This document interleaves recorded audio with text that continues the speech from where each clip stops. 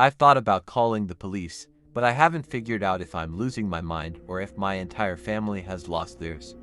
Maybe I will wake up soon and this will all have been a terrible nightmare. For context, I am an only child and the only grandchild of my last living grandmother. A couple weeks ago while at work, I received a phone call from my mother informing me that my grandmother had taken a fall in her kitchen. Mom said that my uncle, Lou, was with her and already in the ambulance. Paramedics suspected she had a fractured hip and somehow sliced open her foot. She was sedated due to the pain but was otherwise responsive and fine.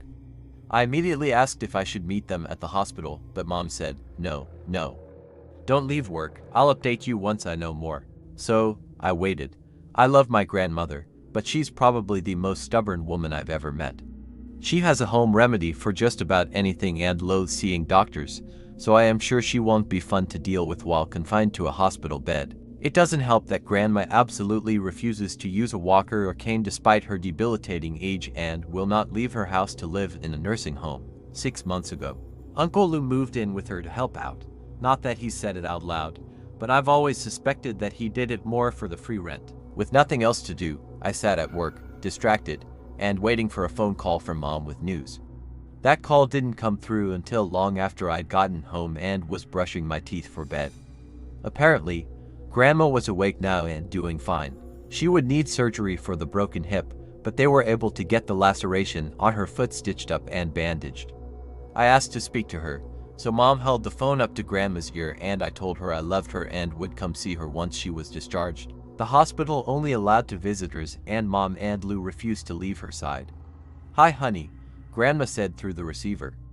"I'm okay, but they won't let me leave." My mom's voice in the background exasperatedly explained that she needs surgery. "So they tell me," Grandma huffed. She was discharged the following week and sent home. The hip replacement was successful, but she developed a nasty infection on her foot. Between the two ailments, Grandma was confined to her bed. Once she was comfortable at home, Mom gave me the okay to come over, so I made some chicken dumpling soup and sat in the chair beside her bed while Mom spoon-fed it into Grandma's mouth. "There you go, Mom," my mother encouraged as Grandma sipped the broth off a spoon. I could tell Grandma was wildly out of it. I had been expecting an earful about having to use a bedpan, but due to the cocktail of narcotics and antibiotics, she merely grumbled in annoyance at Mom's and Lou's constant hovering. For what it was, she seemed in good spirits, if not exceptionally tired. After about 2 hours and to small soup mishaps, I got up to leave. Mom saw me to the door. "She'd be fine, Anna," Mom reassured. "Lou and I are taking care of everything. Don't worry." I left feeling optimistic that my grandmother would be back to her Spitfire self relatively soon. But that visit with the soup was over 2 weeks ago now. Not long after, Mom took a leave of absence at work and holed up in Grandma's house with Uncle Lou. Each time I called, Mom gave a new excuse as to why I shouldn't visit. Risk of infection, flu season, fatigue, bowel issues, you name it. At first, I accepted these excuses at face value. They seemed legit, but I can't even get Mom to put Grandma on the phone anymore. I made more soup yesterday and dropped it off, but Uncle Lou met me at the door and said it wasn't a good time, but he'd make sure she got it. "And we always let her know when you call," he assured.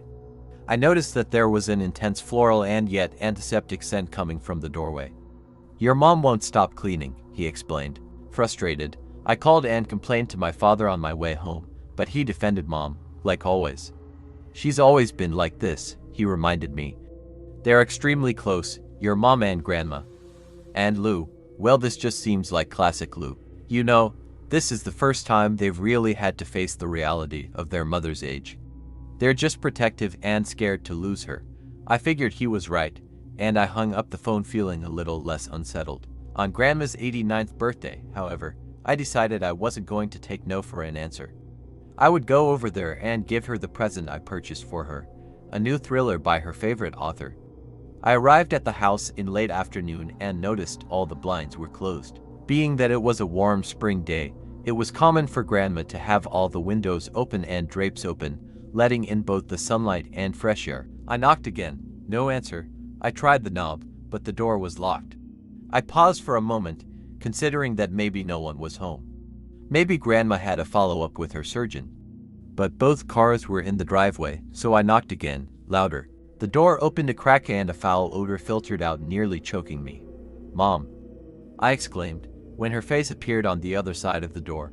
"What is that smell?" Seeing it was only me, she opened the door another inch. "The infection's gotten worse, but we're monitoring it. Should I call an ambulance?" I asked in a panic, pulling my cell phone from my pocket. No, Anna," she quickly reassured me. "We have it handled. I stopped by and picked up refills of her antibiotics earlier, and we've been on the phone with her surgeon." Relieved, I took a deep breath, but the smell was so overpowering. "Mom, that smell is ungodly. Why don't you open the windows?" "We tried," she said, "but she got so cold." Mom shrugged and didn't move. "Can I come in?" I asked, attempting to look over her shoulder into the dim house. I really didn't want to go inside due to the smell, but if Grandma wasn't doing well, I wanted to see her. "I don't think it's a good idea," she murmured. "Where's Uncle Lou?" I asked, upstairs in his room. Her voice was reassuring, but the smell turned my insides. Surely a smell like that could only mean bad things. I pushed the door open and Mom protested. "Just come back another day when she's feeling better. I promise you that Lou and I have this under control." In the kitchen, the odor was strong but mixed with the smell of bleach. I couldn't tell if that made it better or worse. "At least let me see her and give her a birthday present." Mom looked down to see the wrapped gift in my hands and sighed. "Of course," she said. "Gosh, I'm sorry. We've just been so preoccupied." "I'm sure she'd love it." At that moment, Uncle Lou came trotting down the stairs and smiled at me. "Anna, Mom will be so happy you're here." I looked at my mother incredulously. She was staring at her feet now. What was going on? Uncle Lou continued down the hall, and I could hear him as he opened the door to Grandma's bedroom. "Mom, you have a visitor for your birthday."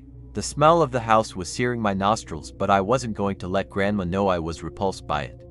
Mom led me down the hall to Grandma's bedroom, instructing me along the way to put on a brave face. I plastered a smile across my face as I turned the corner into the room. Grandma was sitting up in bed and Uncle Lou had taken a seat on the mattress beside her. His body obscured most of the view, but I could see her feet where they stuck out from under the quilt. The toes on her right foot were black with crumbling toenails and festering sores. The sheets under her heel were stained yellow from dried pus. "Isn't it nice for Anna to come see you on your birthday, Mom? Goodness knows you've been through a lot this month. She has a present for you." He turned expectantly to me, his profile moving just enough to reveal Grandma's form where she sat up against the pillows. I will try to explain the horror I witnessed, but I know words will never do it justice. My stomach flipped and I froze. Grandma's dull, lifeless eyes stared straight ahead at the wall, unblinking and glazed over. Her eyelids were crusty and her jaw hung widely agape with sagging lips, revealing a gray fuzz that had begun to coat her tongue. Uncle Lou patted her leg while Mom hastily pulled the quilt back down over her feet. I barely heard as Lou explained how cold she's been from the infection.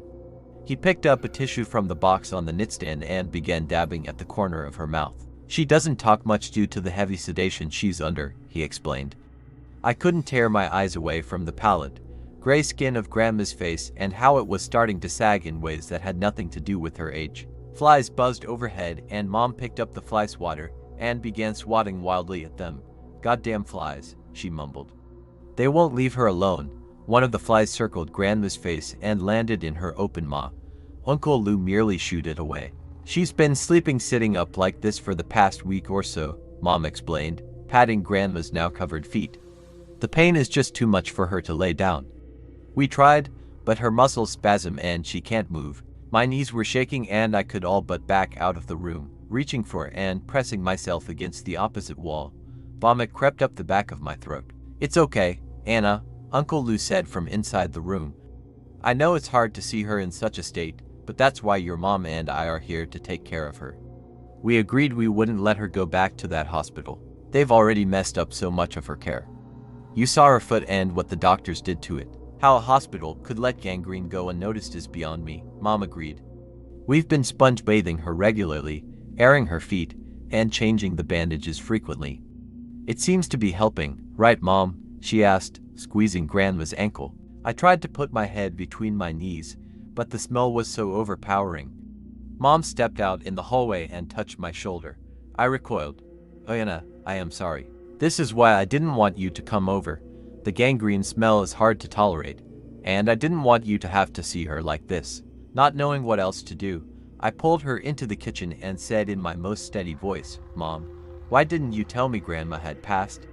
Mom's face didn't change. She just looked at me. "What are you talking about, Anna? She's right there. You saw her." "Yes, I did see her," I agreed, pointing at the bedroom down the hall where the smell was so strong that I was close to passing out. "But Grandma is dead, Mom. You know that, right? She has very obviously passed away."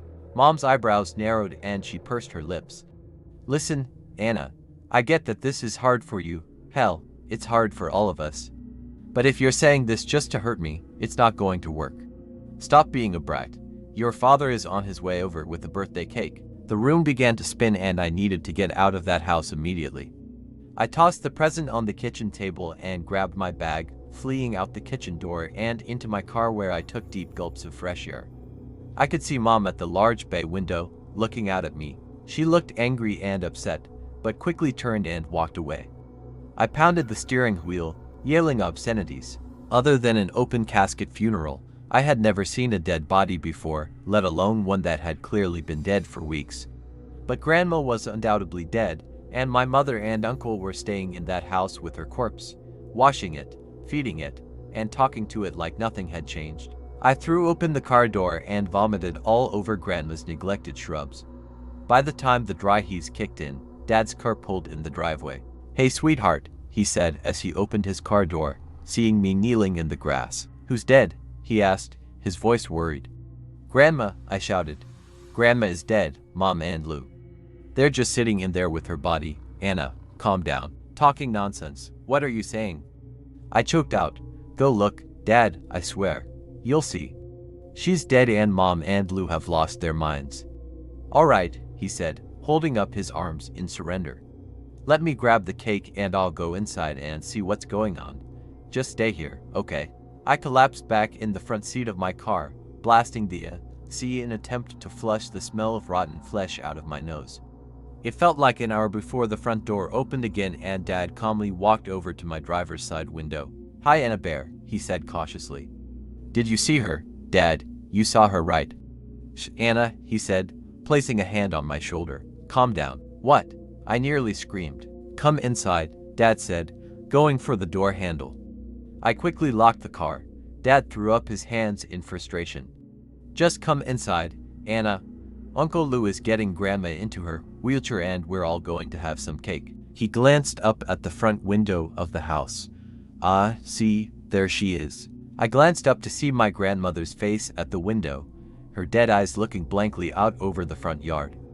Rigor mortis had made it so her body couldn't sit in the wheelchair just right.